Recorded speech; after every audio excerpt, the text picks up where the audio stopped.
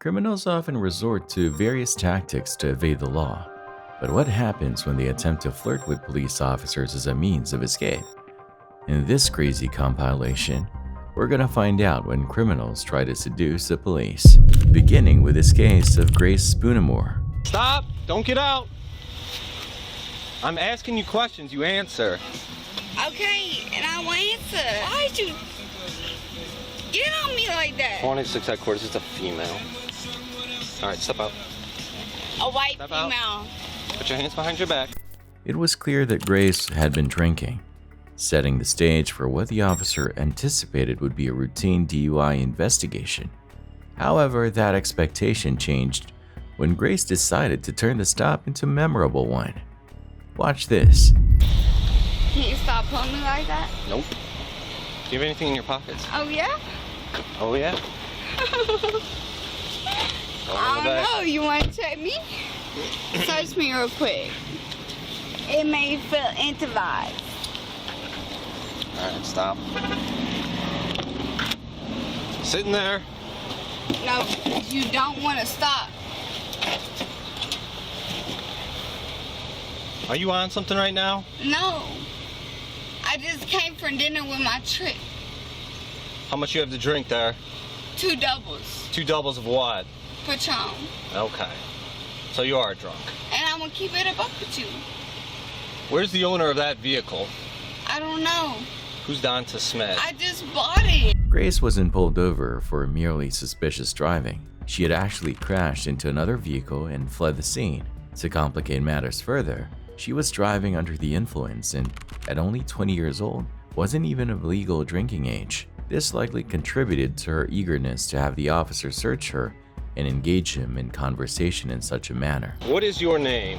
Stay in the Grace. car. Stay in the car. Okay, I understand. Get in the car.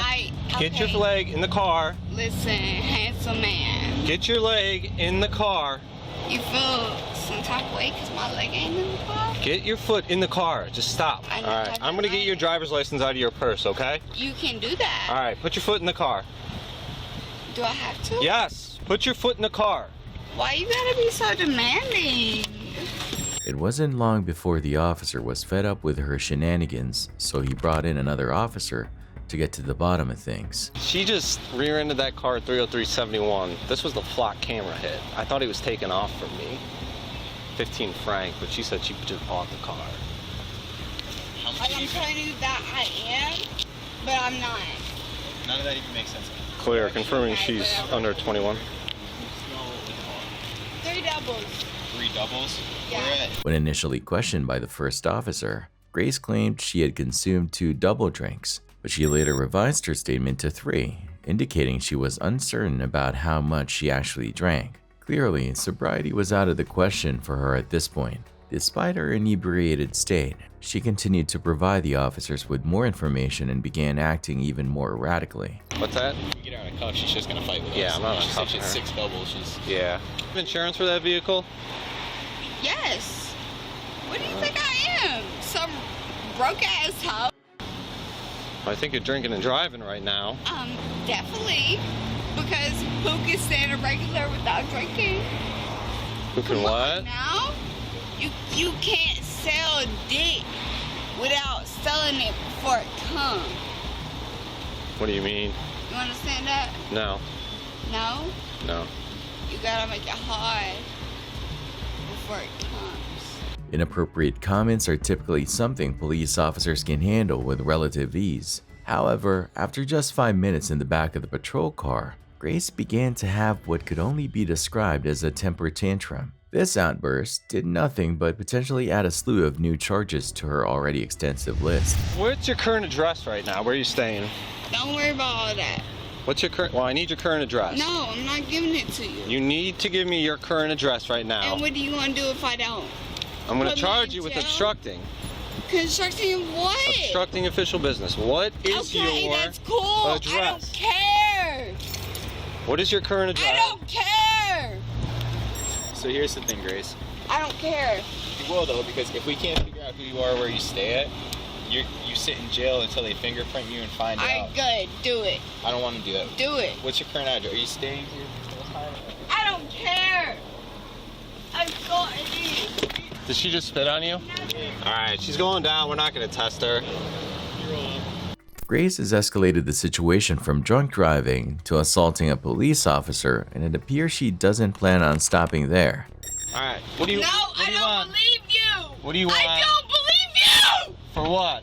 I don't believe you at all. For what? Because I've been abducted and cut up. You wasn't needed when I needed you when I was bleeding out. Where was you? Was that in Georgia?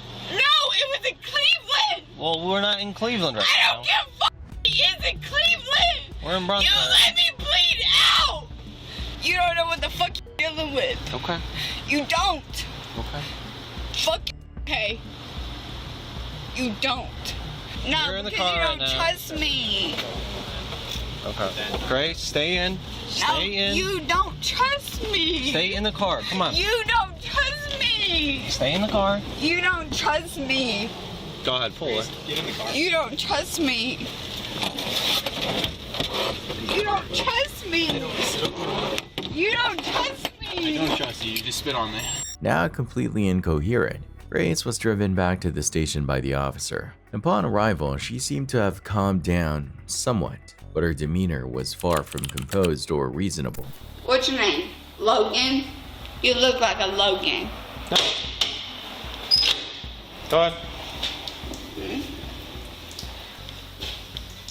You gonna let me keep pissing? No, come on. I don't want to piss through your Come on. Okay. Shit. Alright. Okay, just stand in that blue box. Here. Just stand in that blue box. Whatever. Can I take it off? No, leave it on. I am. Leave it on. Grace, just stop. I don't want to be in my piss. You wouldn't try me. Stay in the blue box. No, hold on. Stay in the blue box. You want to taste me? No. Do it. Stay in the I blue like box. It. I like it kinky. Stay in the blue box, Grace. Don't. Stay in the blue box. Step back. You can touch Step me. back. You touch me. Stay in the blue box. No! Get the fuck from me! Just stay there. Get the fuck You didn't catch my abductor! You didn't catch the person that sent me into pieces! You didn't catch them. It appears there is some history between Grace and the police department, possibly tied to a traumatic past experience. However, this doesn't justify her angry and disrespectful treatment of the officers involved. Unfortunately, the damage from her actions at the police station was already substantial. Grace was subsequently taken to jail and charged with operating a vehicle under the influence, speeding, obstruction of official business, and assaulting a police officer. The next case involves another individual who was prepared to go to even greater lengths, attempting to seduce the officers in a bid to escape legal consequences. In the early hours of October 30th, a police officer in Florida noticed a vehicle behaving suspiciously at a red light, positioned almost completely over the stop line with expired license plates. However, when he attempted to pull the driver over, the situation took an unexpected turn. Your fake cut had scared me when I walked up. Forgot tomorrow's Halloween. Pardon? I said your fake cut had scared me when I walked up. Oh. Forgot tomorrow's Halloween. I'm like, oh boy. I know, right? So, reason I got stopped, a few things. When you're sitting at the light back here to make the left, Yeah? you're all the way out in the intersection. Oh, okay. The car, is the car registered to you? Yes, sir. Okay, the tags on the car expired back in March, and your license is suspended. The officer, already wary due to Naomi Furer's erratic driving, became increasingly convinced that she should not have been behind the wheel. As they conversed, Naomi mentioned she had just come from a Halloween party and showed a wristband from a local bar, reinforcing the officer's suspicion that she was likely intoxicated. He then asked her to step out of the vehicle to perform sobriety tests, but the interaction began to deviate from his usual traffic stops. Because your eyes are bloodshot and glossy, your speech is slightly slurred. I'm just very tired, that's all. There's alcohol coming off the drink. Okay? Check your eyes, do a couple exercises, make sure you're okay. Cool with that? I want you to keep your head straight Okay. and just follow back and forth with your eyes. Gotcha. Make sense? Yep. So just stay like that while I explain the rest of the exercise, okay? When I tell you to, and only when I tell you to, you're going to take 9 heel-to-toe steps down the fog line. 1, 2, like that. 2012, 2013, 2014, 2014, 15. Do you think if I give you a number to start on, you can count backwards to another number? Yes, sir. Okay. And I want you to start on the number 46 and count backwards to the number 29. 39, 38, 39, 38, 37, 36, 6, 35, 34. Do you remember what number I told you to start the top on? And you said start at 38 and then start at 49 and I forgot what the second one. Okay. Unfortunately for Naomi, the officer determined that she was significantly over the legal limit. However, right after he placed her in handcuffs, she came up with a plan she believed could extricate her from the situation. Really? Just do me a favor, put your hands behind your back, put your palms together like you're praying. You're under arrest for DUI. Okay? DUI. But I'm not drunk anymore. But I did everything that you asked me to, right? Please, sir, I can't have a DUI. Please. Sir, I'm from Switzerland. I can't have a DUI, please. I don't want to get out of I don't want to get kicked out of the Wait until I US. don't have a white female tap between 71. I understand. I won't do that until, please, sir. But you... I literally stopped and I have somebody pick me you're up. not even supposed to be driving in the first place. You have 5 different suspensions on your license. You have an insurance suspension and 3 fail to pay traffic tickets. With her situation looking increasingly dire, Naomi initially resorted to begging in an attempt to sway the officer. When that failed to achieve the desired effect, she shifted her approach, opting for a more seductive method in an effort to influence the outcome. Please don't charge me for DUI. I promise I will have somebody pick me up. Please pick me up. It's out of my hands. But you're the one arresting me, right? Yes, I am the one arresting you, but the decision to make the arrest is already out of my hands tonight. So let's walk back over. Why? Because everything we've done tonight is on video. I have a camera here. I But have you 3 can still cameras. make your decision about why you're going to arrest me for what. Do you have a pair of shorts or something in here that we can put on to cover you up a little bit? Jersey. I'll take everything off. Please don't charge me for it. I don't want to go to jail. Please, sir. I don't want you to take everything off. I promise I'll have somebody pick me up and drive me home. I promise. I'm gonna show you a little bit of decency and cover you up a little bit. You don't want to go into jail looking like that. Please. Luckily, the cops disregard her offer and cover her up in a Buccaneers hoodie. But please, can you not make an exception, please? I promise I'll be we are driving past home. that. I need you to sit in the car. What would I have to do? Nothing. The only thing that you could do to not go to jail tonight is not drive drunk. But I wasn't driving drunk at all. Okay. Please have a seat. And there's nothing I can do, sir. No, ma'am. Even if somebody picks me up. We're past that. During a search of Naomi's vehicle, officers found 2 containers of whiskey and beer. However, upon returning to the station, Naomi refused to provide a breath sample. Her car was seized and, as of the last update, her case is still ongoing, and she has not yet been charged. Naomi's attempt to flirt her way out of trouble was unsuccessful with these officers. This contrasts starkly with Brooke Teague's situation, where her flirtatious approach reportedly not only worked, but led to rumors that she and the officer involved are still together to this day. Brooke was pulled over after an officer noticed her vehicle swerving slightly on the road, a typical indicator that the driver might be intoxicated or in distress. Acting quickly, the officer pulled her over, only to be greeted in a way that he did not expect. Hello. Hello. Hey, I'm Officer Smith, Bentonville Police Department. Nice to meet you, Mr. Smith. I've never heard that before in traffic stop. I appreciate that. Hey, so I'm just stopping you for improper lane use. Doing some Sorry, I was on the phone. You're on the phone? I'll be honest. Okay. Who are you on the phone with? My baby daddy. I'll show it to you too. Okay. Yeah. Zachary? Yeah. How much do you have to drink tonight? Only one drink. Just one drink? Yep. Yes, Final sir. answer? Miller. A Miller Lite? Yes. I won't lie to you, a Miller Lite. That's all you've had? Yes, sir. You can ask Zachary. I don't really want to talk to I know Zachary. you don't, but I'm just saying. Within the first minute of their conversation, 2 things became immediately clear. Brooke had definitely consumed more than 1 beer, and she was getting along surprisingly well with the officer. These points became increasingly evident as the interaction progressed and was captured on the footage. I can smell it from across the car. She's like, I had 1 Miller Lite. There's no, I was going to say, was it like a 128-ounce Miller. Yeah, like a freaking bucket of Miller. All right, where we at on it? Awesome. Brooke Yes. Teague. Am I saying that right? Teague? Yes. Like baseball league. Teague like baseball league. Yep. It helps people spell it because they never spell it correctly. All right, Brooke. Hey, would you want to do some field sobriety tests? Make sure you're good to go? Yeah. All right. You're making me giggle. I'm sorry. He makes me giggle too. It's okay. Okay. I snore. I'm from Sorry. Huntsville. We're supposed to be professional. I'm from Huntsville. It's going to make me snort.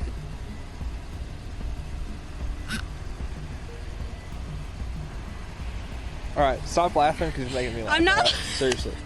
I'm giggling. I'm All right, sorry. this is a serious deal. All right, okay. You're smiling. I can't help it. All right, stop. Okay. I'm sorry. After all the jokes, Brooke failed the sobriety tests, placing her under arrest. How much you've actually had a drink? I've had 2 Millers. 2 Millers now?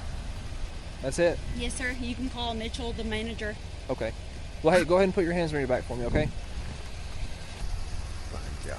After a search of her car, which only revealed a loose car seat and no contraband, Brooke was taken back to the police station. It was there that the chemistry between her and the officer continued to develop, with sparks flying as their interaction progressed. Let's go over here, okay? I'm with you. Let's go over here. Oh my God, is there a dog? There is a dog. Where? He's over there. Over here. His name is Kolyak. Kolya? That's my dog. Is that your dog? What's his name? His name is Coach. Coach? I have 3 dogs. Did I go to high school? What? Did I go to high school with you? I don't think so. Where'd you go to high school at? Bentonville? Yeah, not me. Where'd you go? Indiana. Valparaiso, Indiana. Where in Indiana? Valparaiso. I was raised from Bloomfield. Really? Yeah. Despite the apparent chemistry between them, both Brooke and the officer maintained their professionalism and continued with the investigation. The officer administered a blood alcohol test to Brooke, where she registered a 0.14% BAC, significantly above the legal limit. This figure, however, seems modest compared to the next individual involved, who was not only extremely intoxicated, but also behaved very inappropriately with the police officers. I'm good, bro. Check me. I don't care. I like men. Come on, just search me. Officers observed a 19-year-old girl weaving between lanes and throwing unknown items out her car window, actions they deemed suspicious. Consequently, they pulled her over to investigate the situation further. Hey, how's it going? You said you were coming from Dancers? The driver explained that she works as a stripper at a bar called Dancers and was texting her boyfriend, who was at home with her children. However, the officers noticed signs that something was amiss. Her speech was slightly slurred, and her eyes appeared glazed over, suggesting that she might have been drinking. What time did you get off at Dancers? 11. 11? It's an hour and a half away. You got off at 11? It's 10:23 right now. Really? Oh. I left. I was supposed to get off at 11, but I got off a little bit later. You mean a little bit earlier? King Rick? Yes. Sorry. Have anything to drink while No, I'm 19. You're 19? I cannot drink at the strip club. Nothing. Nothing? No. You sure? Don't get on my eyelashes, bro. The light will hurt your eyelashes? No, but they falling off. From the light? No, they've been falling off. Oh, they look like they're okay right now, though. Despite the girl's assertions, the officer suspected she had consumed alcohol, particularly when she seemed to completely lose track of time. They asked her to step out of the vehicle to perform a series of sobriety tests to assess her level of impairment further. It's just cold, so let's hurry this up. Do you wear any glasses or contacts? I do. You do? Are you wearing contacts right now? No. No? You gotta... I'm cold. Okay. I mean, just give me 10 minutes of your time. Okay. Straight line. What do you Hold on. I didn't tell you that's what we're gonna do yet. I know, but I know how the police is. Okay. Despite her initial enthusiasm for the sobriety tests, she struggled significantly, particularly when she lost her balance during the final test. Consequently, the officers placed her under arrest. However, the situation escalated on the way back to the patrol vehicle when she revealed that there were weapons in her car. Following this revelation, her behavior began to change drastically, adding another layer of complexity to the encounter. Y'all can check me. I don't care if y'all are male, bro. We got plenty of female officers around to do that. I'm good, bro. Check me. I don't care. I'm giving authorization to. We're not gonna search you. Why not? I give you authorization to. Well, I'm not gonna do that, so... Bro, I like men. Come on, just search me. While the officers maintained that they couldn't search her personally, they did conduct a search of her vehicle. Inside, they found multiple guns and a large stack of cash, which they presumed were likely tips from her job at the bar. Despite these findings, she was charged with DUI and sentenced to 9 months probation. complicated by the fact that she was also underage. It was challenging for the officers to determine if she was indeed intoxicated. In contrast, the next girl involved did not handle the situation with as much composure, opting instead to try to manipulate and deceive the officer in an attempt to secure her release. Hello, how you doing? Walter, how to New Mexico State Police. Using for the stop. You're going 55 back there on MLK. 55? Yeah, 55. I was right behind you the whole time, and you just Honestly, booked it. I had a bad night. The girls that I thought that were my friends are not my friends. I'm sorry to hear that. Where are you coming from? Knockout. Knockout? This girl was clearly not having the best night, but that still doesn't justify why she was driving 25 miles per hour over the speed limit on a residential road. She mentioned that she had just come from Knockouts, a gentleman's club, which might explain her sparkly outfit and erratic driving behavior. Okay. You have your license? Like, how are you gonna tell me you're my friend and then do some bullshit? Yeah. Here's my registration. I have Do you have a jacket or something that you could put on? what? Do you have a jacket or anything? A jacket? Yeah, like in the car?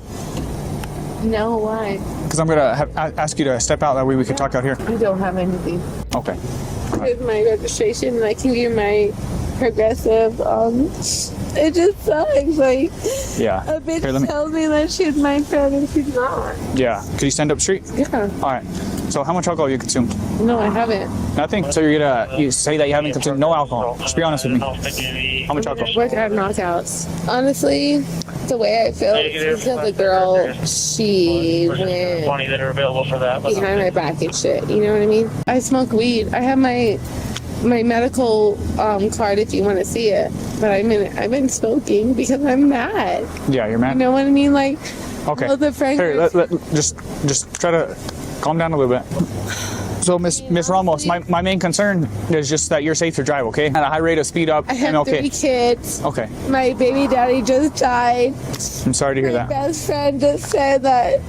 Unfortunately for the girl, her complaints did nothing to mitigate her impairment, and she failed all 3 sobriety tests administered by the officer. With no other recourse, the officer arrested her, marking a somber conclusion to what had already been a challenging night for her. Kelly Barton's situation made things somewhat simpler for the police. Not only was she observed crashing into a lamppost while transporting a special needs patient, but when the police arrived, she appeared visibly disheveled and worse for wear. Kelly? Yes? How are you doing? Good. Kelly Barton admitted to having too much to drink that evening, but did not confess to driving, despite it being part of her job responsibilities. Unfortunately for her, security camera footage from a nearby gas station clearly showed her behind the wheel. As a result, she's now facing charges of DUI and neglect, given her responsibility for transporting a special needs patient.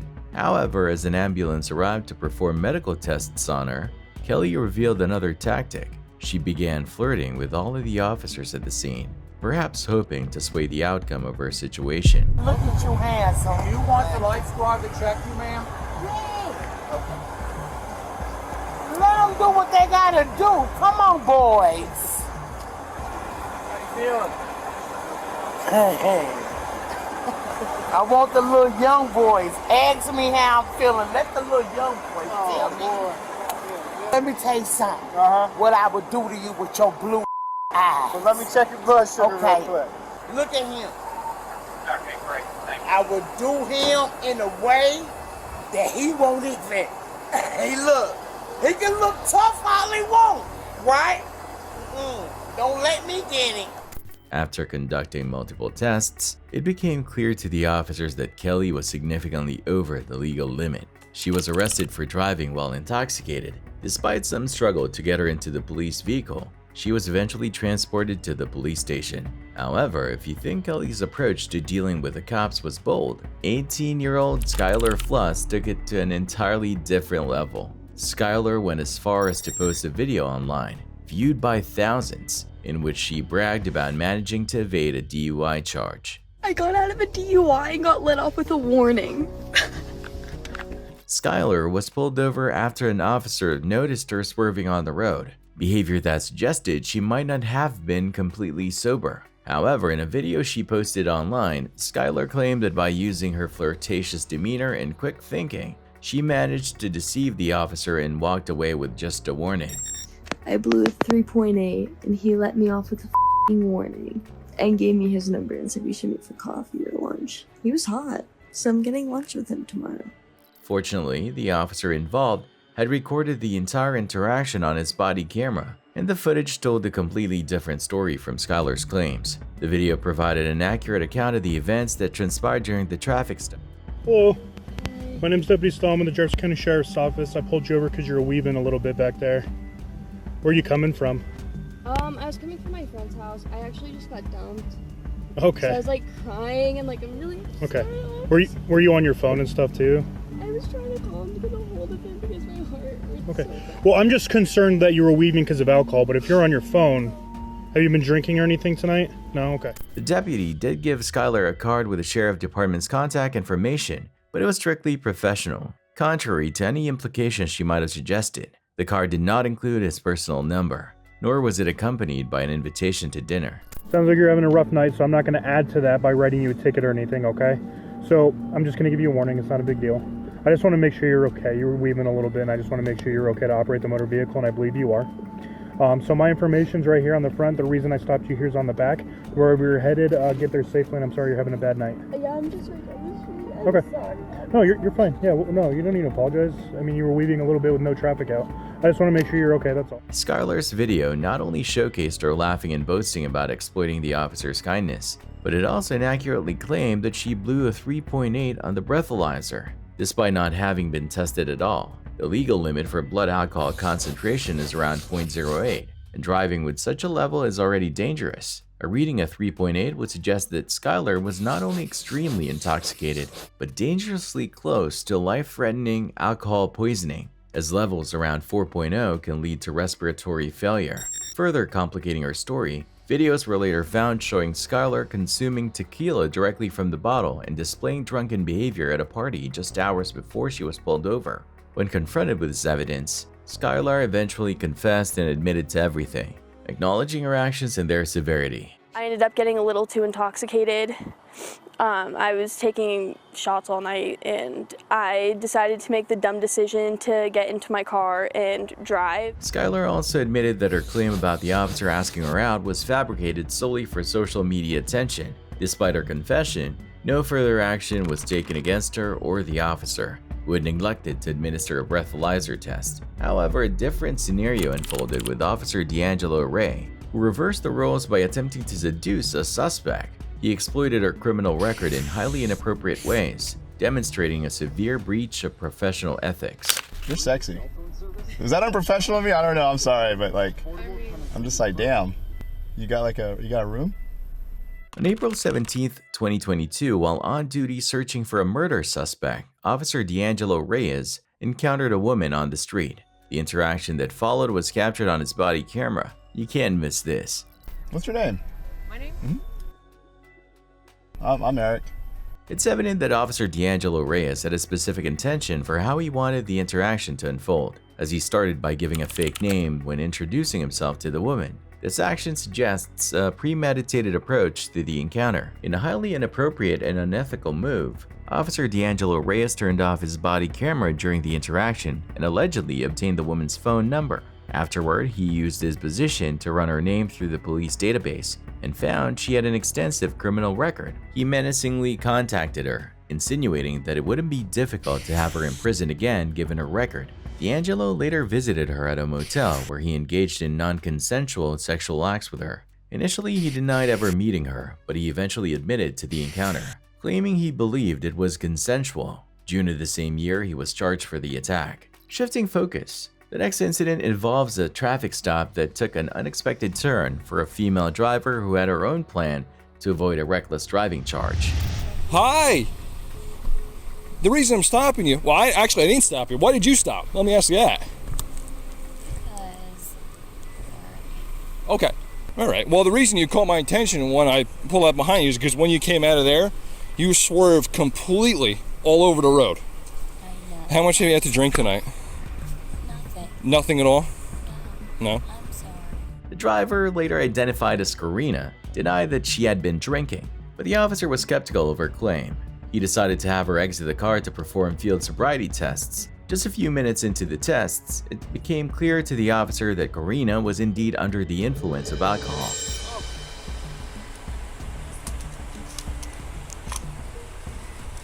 Alright, so right now it's not good and you're under arrest. Alright, driving while intoxicated. Where are we going?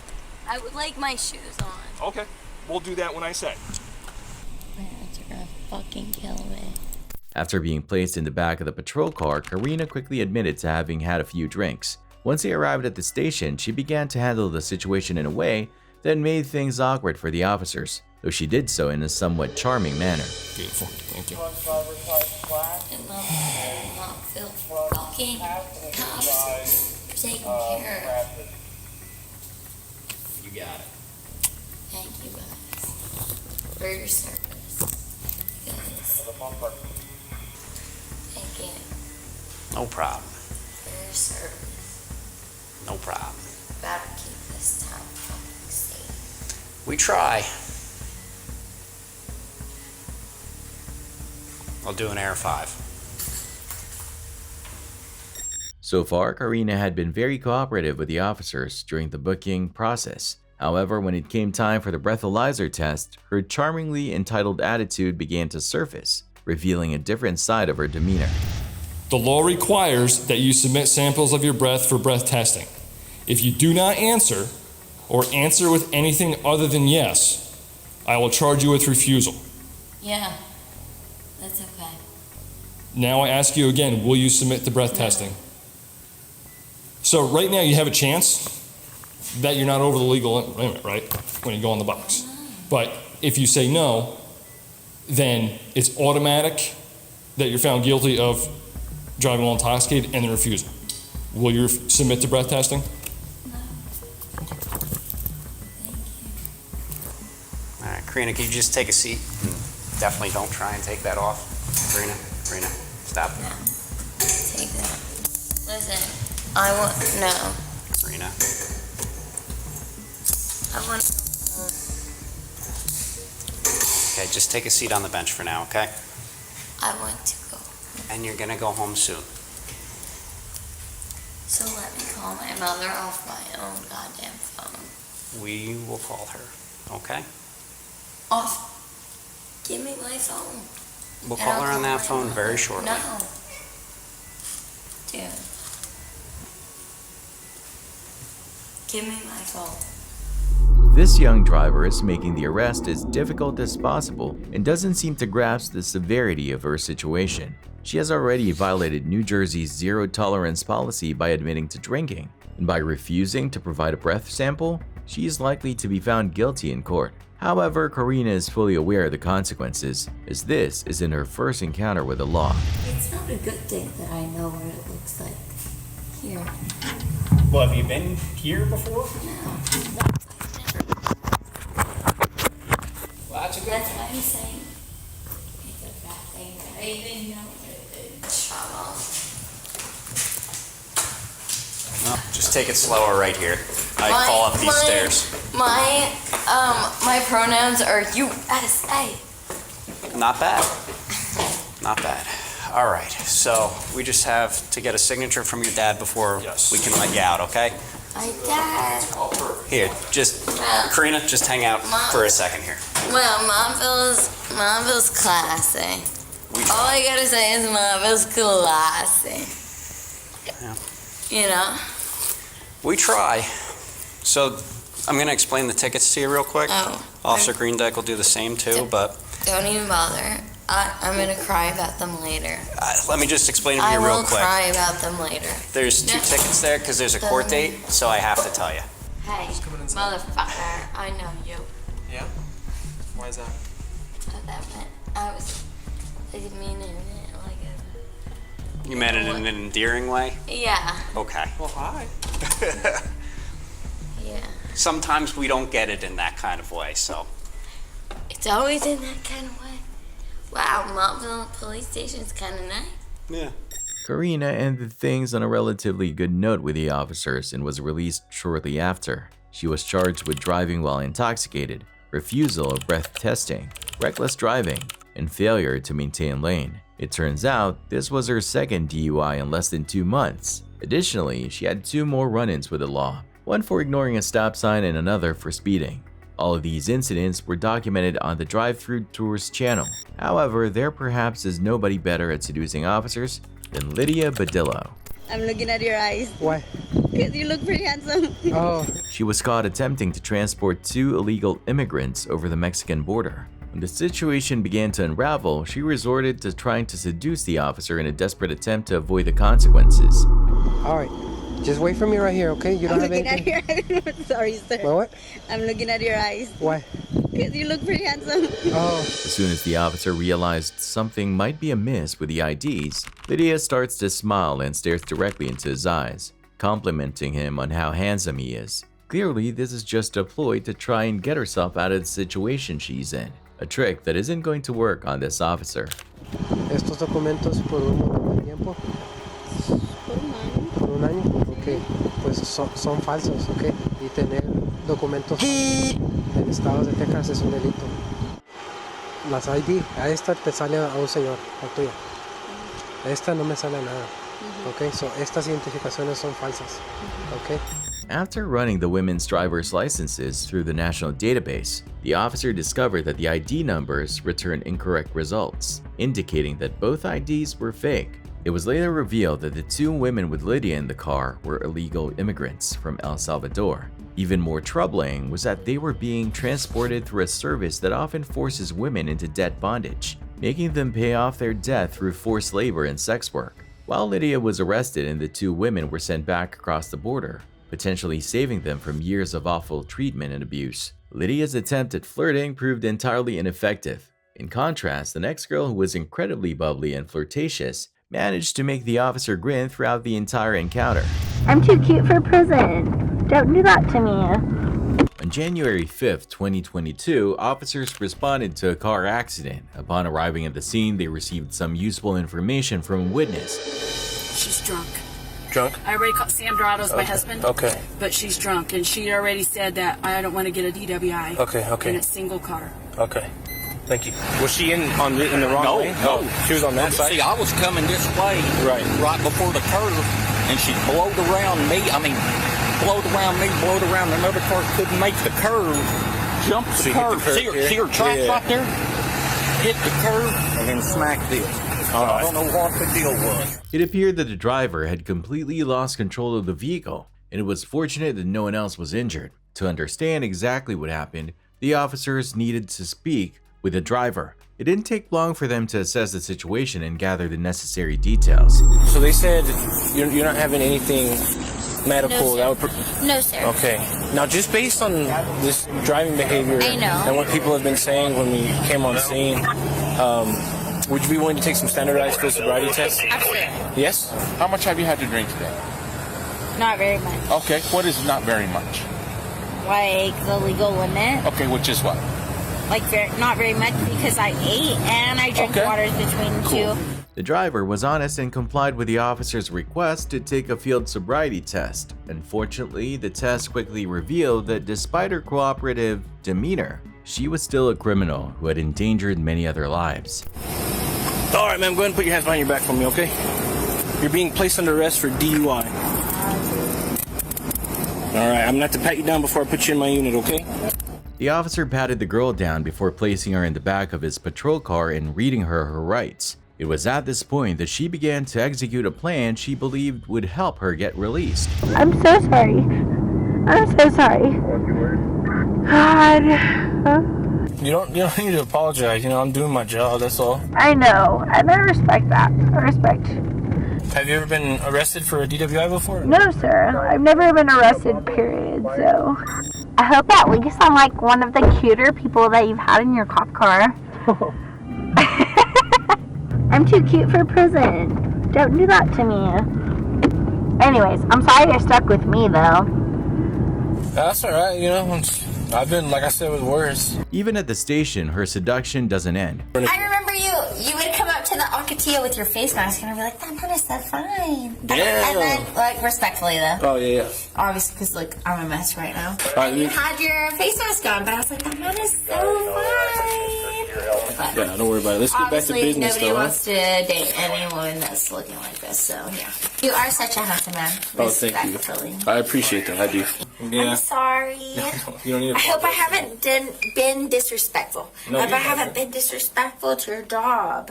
Even while waiting for a medical examination, she couldn't resist flirting with the officers in an attempt to lessen her sentence. What do you suggest? You're there, so go ahead. Maybe a little. Okay, maybe a little. You're right. Hey, come over here. This way. I just want to say hi. I'm sorry. Wild, man. Just come over here. I'm sorry. It happens. You lead the way. Yeah, just have a seat right How the hell am I supposed to know? Hi, Daniel. What are you doing? I'm a felon now. I still have to triage and then. Look how cute he is. Okay.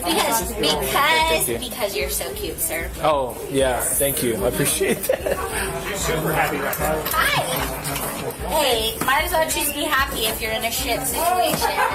You sure that'd be Plus, I got stuck with this cutie. I got stuck with the cutest one. Thankfully, her attempts to flirt with the officers didn't affect her charges. She was ultimately hit with aggravated DWI and reckless driving charges. However, a DUI sentence pales in comparison to what Amelia Bassoon was trying to evade, arrested in connection with the murders of Cindy and Sean Stack. Authorities believe she helped her husband cover up the crime. Determined to avoid punishment, Amelia attempted to seduce the detectives. What began as a seemingly playful interaction quickly evolved into one of the most intense interrogations ever. I didn't do anything. They're both dead. What? Yeah. They're dead. The detective began by reading Amelia her rights and collecting some basic information from her. Am I like getting arrested or something for something? Or We're gonna explain it to you. Yeah, we'll explain it all to you. I just normally when this starts is like someone getting in trouble or arrested or something. Well, we just, like I said, we want to be able to talk to you. It quickly became apparent that Amelia was speaking in a high-pitched, timid tone.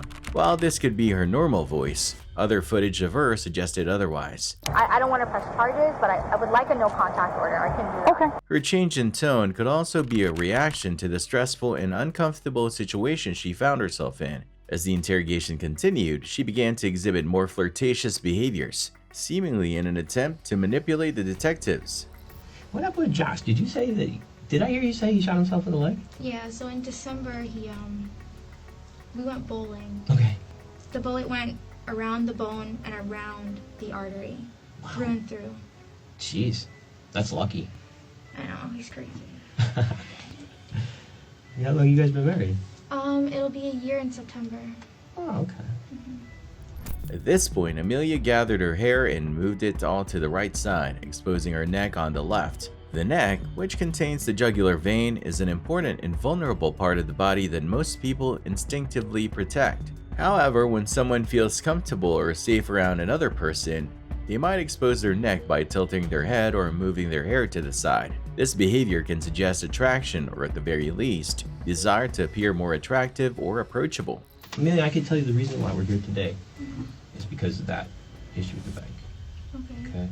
All right. Does that surprise you? For this type of situation, yeah. Okay. Like this intense. I mean, I got in trouble at work, which makes sense, but I'm just confused a little bit. Well, let's walk through it a little bit, okay? Let's walk through that and see how maybe we came here today, all right, and find out if this was just a misunderstanding or what, okay? The story ended with Cindy and Sean dead, but began with an equally heinous crime. Amelia, an employee at Chase Bank, exploited her position to steal $50,000 from a man suffering from dementia. She wrote 2 checks from his account, which her husband Josh deposited into his accounts. When Cindy and Sean started asking questions, Josh brought a gun and shot them in their apartment. This interrogation aims to uncover the details behind the theft and determine Amelia's involvement in the murders. So what happened with this write-up? So, I mean, had you been a banker for him for a while? I mean... Yeah, so I've been his banker since I moved here. So what happened with these checks? Nothing, he called him. I have the record over global security. Mm-hmm. So when they came in, they pulled like call logs, they pulled like cameras, just to make sure like little signature files. Because I mean, it's still federal, it's the bank. So Mhm. they wanted to make sure that I wasn't like, I guess, stealing. And when you talk to Gerald, I mean, how did he appear to you? Is he a young guy, old guy? He's old. Oh, well, how did he appear to you when you talked to him? He's okay. He was okay? Mhm. Do you ever have any issues when you talk to him about remembering things or anything like that? Like, I know like a little about himself. Like, Mhm. he had brain surgery. Mm-hmm. But for the most part, he remembers things. I don't think he forgets really. But other than that, he's Okay. Yeah, nice guy. Amelia tries her best to appear open and honest, but as soon as she finishes speaking, she brings her shoulders up, hunches over slightly and crosses her arms. Movements typically made to protect vital parts of the body and clear indicators of discomfort. These signs of unease become even more apparent as the interview progresses. What did he have you do? Like, what did he ask for? nothing. It's just we put 2 checks and $25,000 each, Mhm. and that was it. The grandson came, picked him up, and The grandson came and picked him up? it was either the day before or the day after. Mm-hmm. I opened up an account for him. Oh, so he must have just deposited those checks into the account? I'm guessing. I think your best bet right now is to be completely honest with us, okay? So let's go on a little bit more, okay? The truth is going to be the best thing right now. This happened in May? My write-up clinic and his. Is the account still open? The father? Mm-mm. No? Amelia's speech becomes shorter and less clear as she appears increasingly uncomfortable when questioned about Gerald's banking records. The detective, having noticed these changes and seeing through her initially timid and playful demeanor, decides to ramp up the pressure. Amelia, listen, okay? At a certain point in time, we have to move past it, all right? He's a nice guy, and I'm sure you really do care about him. I do. Do you see now? But it's not like I don't want to make it. Okay. Mm-mm. No. Did you take advantage of that old man? I don't want to say I took advantage of him because he's a really nice guy. Yeah? And, Josh, did he ever talk to them? No, he never spoke to them. He doesn't even know who they are. Okay. Would he have been at their house? Him? Mm-hmm. He doesn't even know where they live. I don't even know where they live. Well, you have access to his account. Yeah, but I haven't. You opened it. Yeah, but I don't remember his address. That was a long time ago. It was a couple months ago. You talked to Cindy? Possible she gave you their address? I don't remember. Is it going to be in the text messages? No. But you don't remember if she gave you the address or not? She never did. She had no reason to. It's possible Josh went over there and you didn't know? I mean, how would he know where they lived, though? That's not the question I was asking. Is it possible that he went over there? Not that I know, no. So you can't say for sure he did or didn't? I can say no. How to can my you knowledge. say no? Because he doesn't know he doesn't know them. Amelia now decides to change strategies. Instead of her original flirtatious and playful demeanor, she switches to an innocent and clueless one. At times, she even smiles and laughs while being asked serious questions, attempting to downplay the intensity and pressure. This behavior indicates that her facade is starting to crack. The detective recognizes this shift and seizes the opportunity to press her even further. I think you need to start understanding the severity of the situation. All right? Because I don't know if you really do. All right? And I think you need to start understanding that how this interview goes and what decisions you make here are going to affect your life for a long, long, long time. Okay? I think you think that you had this all planned out, and I think and again, not saying it in a bad way, but this is what we do. Okay, when we make mistakes, we figure things out and go, okay, all right, there's a lot more going on here, all right? And you know whose name is all over this right now? You, all right? And Joshua, okay? But you need to start thinking real hard and real fast, okay? Who is involved in this and what happened, okay? That's all I know. Okay. Things got out of hand, okay? This got out of hand. I think what happened was Cindy was asking you for this money back and you didn't have it. And there's some issues there, okay? And things get out of hand. Sometimes, again, when we make a mistake, we do something wrong and the ball gets rolling and we can't stop it. You understand what I'm saying? Okay? Listen, you have your whole life ahead of you. I know. You have a 7-year-old son. No, listen to me for a second. This is reality now, okay? All right? Yeah. You have a 7-year-old son. You have an obligation to him, okay? So whatever happened beyond this, all right, we need to know. Because right now, we need to know. Because if you want to keep going with what you're telling us, okay, then we're going to have to go on that, all right? And you have to understand. Yeah. Okay? So somebody did something, we need to know now. Mentioning her son clearly affects Amelia deeply. Recognizing this, the detective uses it to his advantage, knowing that tapping into her emotions can make her more likely to reveal important information during the interrogation. Did Josh put you up to this? Well, this is the stuff we need to know. Listen, if he put you up to it, he put you up to it. That's okay. We need to know these things, though. Again, like Detective Murray said, I think you're kind of at this crossroads right now, okay? You've got Josh, who you probably love, and he's your husband, okay? But you also have Julian. And you got to picture that little boy. You got to picture not being able to watch him grow up. Think about that for a second. Think about being put somewhere very far away from him, and the only way you're going to have contact with him is through letters. You're going to get pictures in jail, in prison, of your little boy growing up. That's your future. I don't know the severity of what he did. What did he do? But he knows the relationship that I have with Mr. Stack. He knows that. I mean, I would take him food, like, listen to me. So at a point, he would get upset with me that, like, I'm too nice, that I can't kind of act with my customers, but he's the old guy, he has no family. I mean, I talked to him because, you know, he's my husband, I talked to him. Did Josh say that you kind of were owed this money because you were taking care of this guy? I don't know if he said that, but... Something like that? What did he tell you? I don't want to get in trouble. I didn't do anything. Okay. We need to know. Well, then tell us, okay? Tell us. They're both dead. What? Yeah. They're dead. So now we really need to talk. At this point, all of Amelia's attempts at manipulation have fallen apart. Whether innocent or guilty, she now faces accusations of aiding a murderer and the potential loss of her job, house, and custody of her 7-year-old son. Understandably, she is beginning to feel incredibly frightened. I do not want to go to jail. I don't. Like, if I get fired, okay, let me get fired at work, but I don't want to go to jail. I didn't do anything. I didn't plan anything. I didn't conspire anything. I didn't do anything. I don't want to go to jail. At this point, the detective sees the opportunity to exploit Amelia's vulnerable state, aiming to gather as much information as possible. Amelia maintains that she has been honest throughout the interrogation, asserting that she had no knowledge of Cindy and Sean's deaths and no involvement in their murders. However, this is where the interrogation takes a significant turn.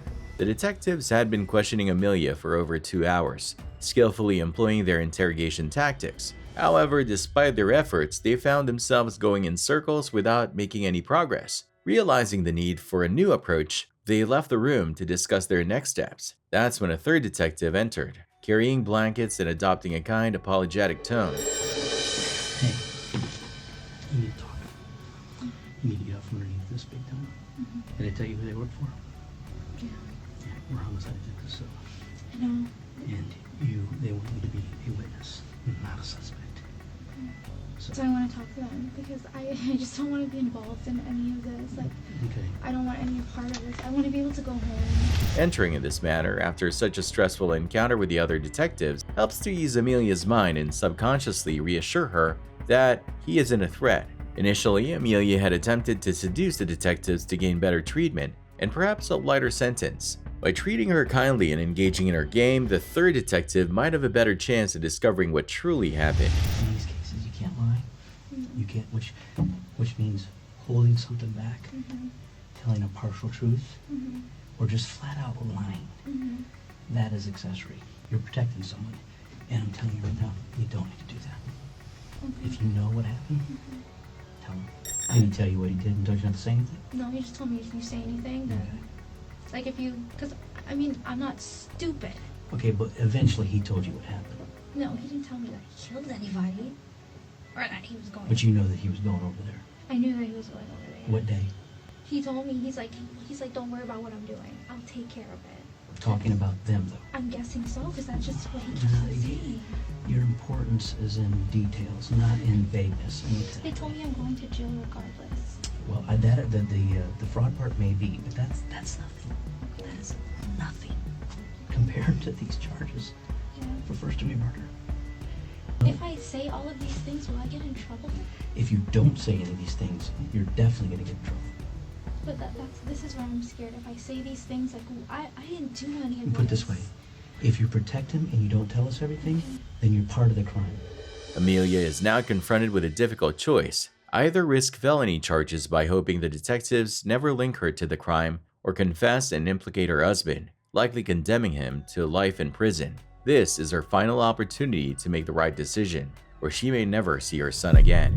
Can we start over from the beginning? Yeah, go. So I let her know she wanted to know. She went with her dad to the bank and she looked at the transaction history and she wanted to know what the checks were. So I can't tell her much. And then he's over my shoulder listening to my conversations with her. And he's just like, I'll take care of it. Don't worry about it. He just wasn't having it. He didn't want me to talk to her. He didn't want me to contact her. And who are we talking about her? You know her name? Cindy. Cindy. And he knew who Cindy was. Only because of the conversations that me and her were having. Okay. He just wasn't having it. He didn't want me to talk to her. He didn't want me to contact her. And who are we talking about her? You know her name? Cindy. And he knew who Cindy was. Only because of the conversations that me and her were having. Okay. The next day he went and he bought a gun. I don't know if it was Tuesday or Wednesday. He called out of work and he said that I'm gonna take care of things. The next day he comes home and he's like banging on the door. This is like Where the apartment or the house where we were at today? yes. Okay. He came banging on the door. When he came home, he took the gun apart. He was shaking. He took all his clothes off. He put it in a garbage bag and then he went by his mom and dad. When did you become aware that he was involved in the murder? Well, I didn't know what happened. I just stopped hearing from her. And then when I said something about, can I call her? He told me no. And then he got really mad at me and he was like, if you say something, I'm gonna kill you.